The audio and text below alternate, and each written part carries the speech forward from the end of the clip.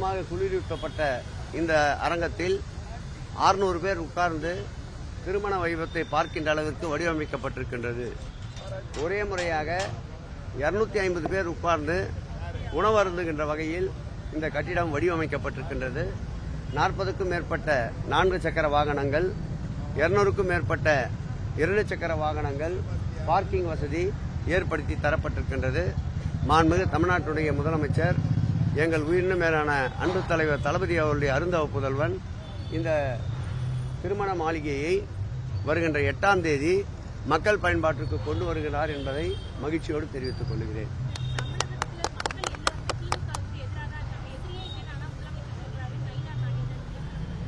பின்னாடி இருக்கவங்களாம் யாருங்க? எல்லாரும் எதிரானவங்களா? யாரோ சொல்ற கேள்வி அப்படியே கேட்கக்கூடாதுங்க. இன்றைய மக்களுடைய மனநிலை என்ன? மீண்டும் இந்த ஆட்சி தொடர வேண்டும். அடுத்து இன்றைய திராவிட முன்னேற்ற கழக தலைவர் பொறுப்பை ஏற்ற நாளிலிருந்து எதிரிகளுக்கு தோல்வியை மாத்திரம்தான் பரிசாக வழங்கிக் கொண்டிருக்கின்றார். இந்த முறை முதலில் நயினார் நாகேந்திரன் ஏற்கனவே நின்ற அதே சட்டமன்ற தொகுதியில் நின்று வென்று காட்டிய பிறகு இந்த பேச்சை எல்லாம் பேசட்டும்.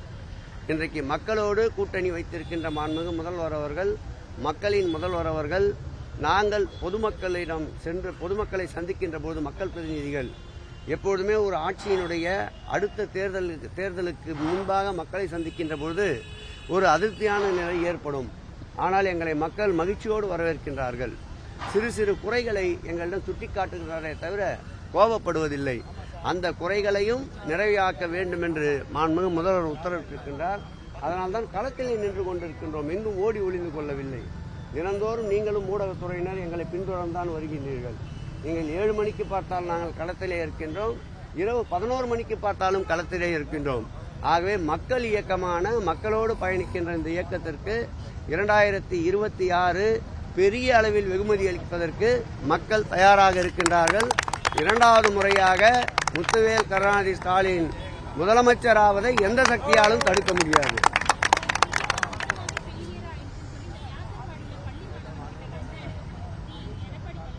நீங்க பொதுநல நோக்கோடு சொல்லுங்க. அங்கொன்று இங்கொன்று நடக்கின்ற தவறுகளை கண்டறிவது யார்? காவல்துறை, இந்த அரசுதான். அதை அனுமதிக்கின்றதா? குற்றம் நடப்பதற்கு முன்பு தடுக்கின்ற முயற்சிகளை மேற்கொள்கிறோம். குற்றச்சம்பவங்களை உடனடியாக கண்டுபிடித்து அதற்குண்டான தண்டனையை வழங்கி அதற்குண்டான குற்றத்திற்குண்டான குற்றவாளிகளை கைது செய்து நடவடிக்கை எடுக்கின்றோம். அதில் இன்னார் இனியவர் பார்ப்பதில்லை. ஆகவே நீங்கள் சொல்லுகின்ற இந்த தவறு கூட காவல்துறை தானே கண்டுபிடித்தது. எடப்பாடியா போய் கண்டுபிடித்தார் குற்றம் சொல்வதற்கு? ஆகவே குற்றச்சம்பவங்களை முழுமையாக தடுக்க வேண்டும் என்ற நோக்கத்தோடு குற்றமில்லாத ஒரு சமுதாயமாக இந்த தமிழ்நாட்டை உருவாக்க வேண்டும் என்று, வருங்கால சமுதாயம் வனப்போடு இருக்க வேண்டும் என்பதற்காகத்தான் உடற்பயிற்சி கூடங்கள், பார்க்குகள், விளையாட்டு பயிற்சியை ஊக்குவிக்கின்ற வகையில் வெளிநாடுகளுக்கு விளையாட்டு பயிற்சிக்கு செல்வதற்கு உண்டான ஊக்கத்தொகைகள், அதேபோல் முதல்வருடைய கோப்பை, அதேபோல் ஆசிய அளவிலே நடைபெறுகின்ற பல்வேறு போட்டிகள், இவைகளை தமிழகத்திலே நடத்தி ஒரு இளைய சமுதாயத்திற்கு விழிப்புணர்வை ஏற்படுத்தி சமுதாய சீரழிவுக்கு செல்லாமல் பாதுகாக்கின்ற ஒரு அரசு மாண்புமிகு தமிழக முதல்வர் அரசு என்பதை நான் அழுத்தம் திருத்தமாக பதிவு செய்கிறேன். போதுமா? பொருளாதாரத்திலே பின்தங்கி இருக்கின்ற மக்களுக்கு வடசென்னை வளர்ச்சி திட்டத்தின் சார்பில் மாண்புமிகு தமிழக முதல்வர் அவர்கள் பள்ளி கட்டிடம், சமுதாய நல கூடங்கள், அதேபோல் வணிக சந்தைகள், உடற்பயிற்சி கூடங்கள், பூங்காக்கள், மருத்துவமனைகள், பாதுகாக்கப்பட்ட குடிநீர், சீரான மின்சாரம் என்று பல்வேறு வகையில் திட்டங்களை தீட்டி வடசென்னை வளர்ச்சி திட்டத்தின் கீழ் பல்வேறு பணிகளை மேற்கொண்டு வருகின்றோம்.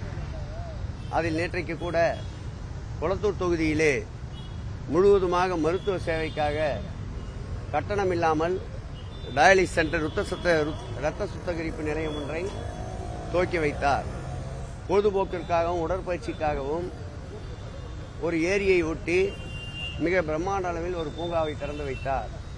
தற்போது நாம் நின்று கொண்டிருக்கின்ற இந்த கட்டிடம் சென்னை பெருநகர மாநகராட்சியின் சார்பில் கட்டப்பட்டு வருகின்ற இந்த கட்டிடம் சுமார் 14 கோடி ரூபாய் செலவிலே கட்டப்பட்டு இருக்கின்றன. முழுவதுமாக குளிரூட்டப்பட்ட இந்த அரங்கத்தில் 600 பேர் உட்கார்ந்து திருமண வைபவத்தை பார்க்கின்ற அளவிற்கு வடிவமைக்கப்பட்டிருக்கின்றது. ஒரே முறையாக 250 பேர் உட்கார்ந்து உணவருந்துகின்ற வகையில் இந்த கட்டிடம் வடிவமைக்கப்பட்டிருக்கின்றது. 40க்கும் மேற்பட்ட 4 சக்கர வாகனங்கள், 200க்கும் மேற்பட்ட 2 சக்கர வாகனங்கள், பார்க்கிங் வசதி ஏற்படுத்தி தரப்பட்டிருக்கின்றது. மாண்புமிகு தமிழ்நாட்டுடைய முதலமைச்சர், எங்கள் உயிரினும் மேலான அன்பு தலைவர் தளபதி அவருடைய அருந்தவ புதல்வன் இந்த திருமண மாளிகையை வருகின்ற 8ஆம் தேதி மக்கள் பயன்பாட்டிற்கு கொண்டு வருகிறார் என்பதை மகிழ்ச்சியோடு தெரிவித்துக் கொள்கிறேன்.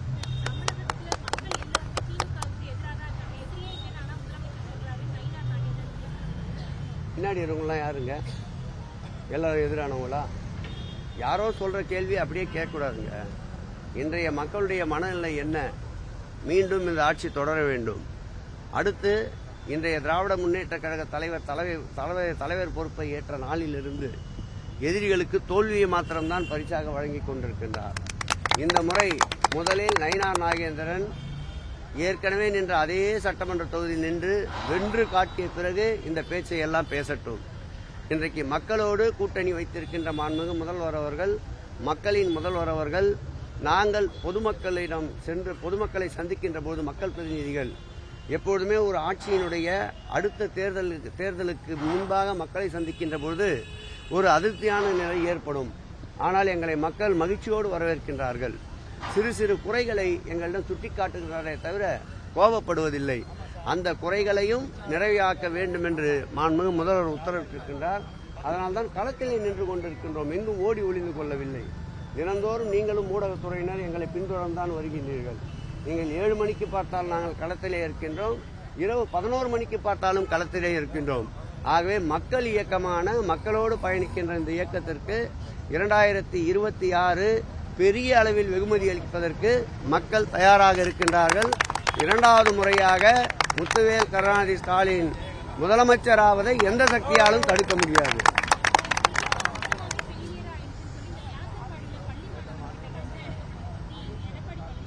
நீங்க பொதுநல நோக்கோடு சொல்லுங்க. அங்கொன்று இங்கொன்று நடக்கின்ற தவறுகளை கண்டறிவது யார்? காவல்துறை, இந்த அரசுதான். அதை அனுமதிக்கின்றதா? குற்றம் நடப்பதற்கு முன்பு தடுக்கின்ற முயற்சிகளை மேற்கொள்கிறோம். குற்றச்சம்பவங்களை உடனடியாக கண்டுபிடித்து அதற்குண்டான தண்டனையை வழங்கி அதற்குண்டான குற்றத்திற்குண்டான குற்றவாளிகளை கைது செய்து நடவடிக்கை எடுக்கின்றோம். அதில் இன்னார் இனியவர் என்று பார்ப்பதில்லை. ஆகவே நீங்கள் சொல்லுகின்ற இந்த தவறு கூட காவல்துறை தானே கண்டுபிடித்தது. எடப்பாடியா போய் கண்டுபிடித்தார் குற்றம் சொல்வதற்கு? ஆகவே குற்றச்சம்பவங்களை முழுமையாக தடுக்க வேண்டும் என்ற நோக்கத்தோடு குற்றமில்லாத ஒரு சமுதாயமாக இந்த தமிழ்நாட்டை உருவாக்க வேண்டும் என்று, வருங்கால சமுதாயம் வனப்போடு இருக்க வேண்டும் என்பதற்காகத்தான் உடற்பயிற்சி கூடங்கள், பார்க்குகள், விளையாட்டு பயிற்சியை ஊக்குவிக்கின்ற வகையில் வெளிநாடுகளுக்கு விளையாட்டு பயிற்சிக்கு செல்பவர்களுக்கு உண்டான ஊக்கத்தொகைகள், அதேபோல் முதல்வருடைய கோப்பை, அதேபோல் ஆசிய அளவிலே நடைபெறுகின்ற பல்வேறு போட்டிகள், இவைகளை தமிழகத்திலே நடத்தி ஒரு இளைய சமுதாயத்திற்கு விழிப்புணர்வை ஏற்படுத்தி சமுதாய சீரழிவுக்கு செல்லாமல் பாதுகாக்கின்ற ஒரு அரசு மாண்புமிகு தமிழக முதல்வர் அரசு என்பதை நான் அழுத்தம் திருத்தமாக பதிவு செய்கிறேன். பொருளாதாரத்திலே பின்தங்கி இருக்கின்ற மக்களுக்கு வடசென்னை வளர்ச்சி திட்டத்தின் சார்பில் மாண்புமிகு தமிழக முதல்வர் அவர்கள் பள்ளி கட்டிடம், சமுதாய நல கூடங்கள், அதேபோல் வணிக சந்தைகள், உடற்பயிற்சி கூடங்கள், பூங்காக்கள், மருத்துவமனைகள், பாதுகாக்கப்பட்ட குடிநீர், சீரான மின்சாரம் என்று பல்வேறு வகையில் திட்டங்களை தீட்டி வடசென்னை வளர்ச்சி திட்டத்தின் கீழ் பல்வேறு பணிகளை மேற்கொண்டு வருகின்றோம். அதில் நேற்றைக்கு கூட கொளத்தூர் தொகுதியிலே முழுவதுமாக மருத்துவ சேவைக்காக கட்டணமில்லாமல் டயாலிசிஸ் சென்டர், இரத்த சுத்திகரிப்பு நிலையம் ஒன்றை துவக்கி வைத்தார். பொழுதுபோக்கிற்காகவும் உடற்பயிற்சிக்காகவும் ஒரு ஏரியை ஒட்டி மிக பிரம்மாண்ட அளவில் ஒரு பூங்காவை திறந்து வைத்தார். தற்போது நாம் நின்று கொண்டிருக்கின்ற இந்த கட்டிடம் சென்னை பெருநகர மாநகராட்சியின் சார்பில் கட்டப்பட்டு வருகின்ற இந்த கட்டிடம் சுமார் 14 கோடி ரூபாய் செலவிலே கட்டப்பட்டு இருக்கின்றன. முழுவதுமாக குளிரூட்டப்பட்ட இந்த அரங்கத்தில் 600 பேர் உட்கார்ந்து திருமண வைபவத்தை பார்க்கின்ற அளவிற்கு வடிவமைக்கப்பட்டிருக்கின்றது. ஒரே முறையாக 250 பேர் உட்கார்ந்து உணவருந்துகின்ற வகையில் இந்த கட்டிடம் வடிவமைக்கப்பட்டிருக்கின்றது. 40க்கும் மேற்பட்ட 4 சக்கர வாகனங்கள், 200க்கும் மேற்பட்ட 2 சக்கர வாகனங்கள் பார்க்கிங் வசதி ஏற்படுத்தி தரப்பட்டிருக்கின்றது. மாண்புமிகு தமிழ்நாட்டுடைய முதலமைச்சர் எங்கள் உயிரினும் மேலான அன்பு தலைவர் தளபதி அவருடைய அருந்தவ புதல்வன் இந்த திருமண மாளிகையை வருகின்ற 8ஆம் தேதி மக்கள் பயன்பாட்டிற்கு கொண்டு வருகிறார் என்பதை மகிழ்ச்சியோடு தெரிவித்துக் கொள்கிறேன்.